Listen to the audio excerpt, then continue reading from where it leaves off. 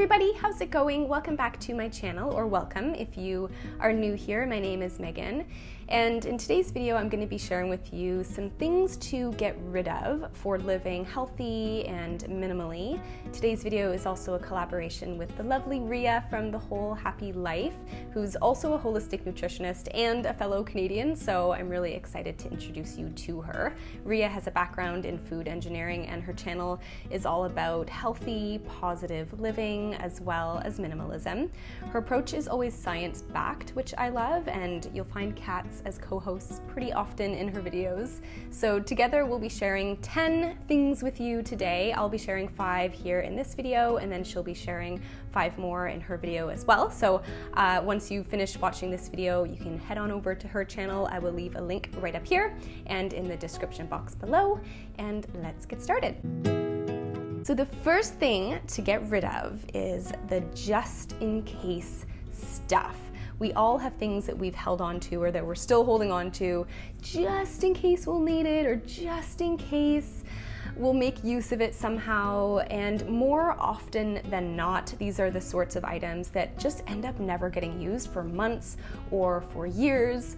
There definitely are things that I think is great and totally useful to have on hand just in case, certain kinds of necessities, but I'm actually referring to things like, a dress that you bought 2 years ago, or a pair of shoes that you swore you'd wear, or school textbooks from 10 years ago, or even things like kitchenware for entertaining that you just don't use. And I think for a lot of us, we tend to hold on to things because we have this vision of where we could wear it or how we could use it, or this could come in handy for X type of, activity. But when things like that are just not providing any value to you, and instead they're just taking up closet or cupboard or drawer space, then it's time to get rid of them. The second thing to get rid of are things that don't serve you. And I'm not just talking about anything here, I'm actually referring to the intangible things, like negative relationships or negative friendships, opportunities that don't serve you, or certain kinds of situations, or invitations to things that you're just simply not interested in.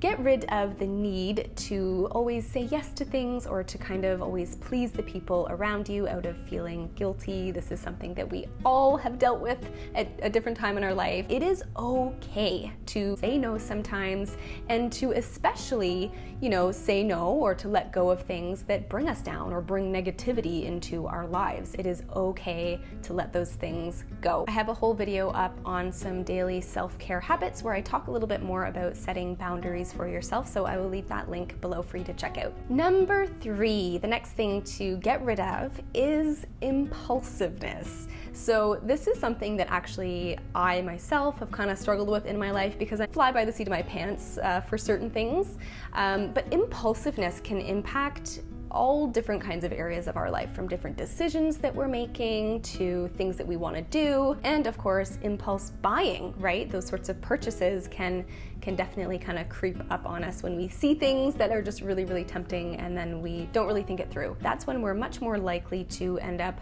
spending money that we didn't necessarily need to spend, or ending up with items that become clutter in our homes. So something that has worked really well for me over the past couple of years when it comes to impulsiveness with shopping specifically is to wait, is to just simply wait. This could be for not only just a couple of hours, but a day or two, and that will sort of allow that excitement about that item or that certain purchase to kind of wear off like it usually does, and you'll either forget about it, or if it is still on your mind, then you can go back and revisit the item. The fourth thing to get rid of are limiting beliefs about yourself. Limiting beliefs are beliefs that we have about ourselves that ultimately hold us back. Some of the most common ones are that we aren't good enough, we aren't smart enough, we're not able enough, we can't or we won't be successful. The tricky part about having these sorts of beliefs about ourselves or about the world around us is that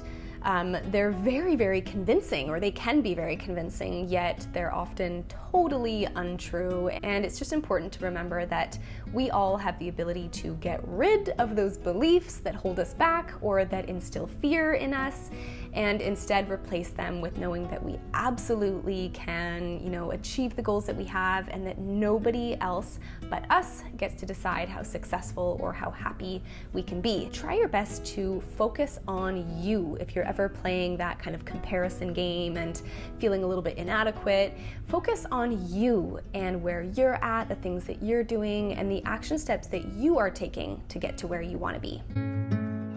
And the fifth thing to get rid of are foods that don't make you feel good. This could be anything from junk food to foods that you may be sensitive to, like dairy, wheat, or too much sugar. So toss those things from your cupboard, avoid those aisles at the grocery store, and instead stock up on foods that make you feel your best. I'm not saying to, never treat yourself. I'm just saying to do your best to be, stocking up on healthy foods and to kind of get the junk out of your cupboards. A lot of the content that I share is about gut health, so I have tons of food inspiration and recipes here in my videos and on my blog as well if you want to check those out. So that's it for today. Those are the 5 things that I wanted to share with you to get rid of. Be sure to head on over to Ria's channel over at The Whole Happy Life to grab the other 5 things. I know that you'll love her. And leave me a comment below as well if you have anything that you've gotten rid of in your life that has really made a difference to help you live more healthy or more minimally. I would love to hear from you, and I will see you very, very soon.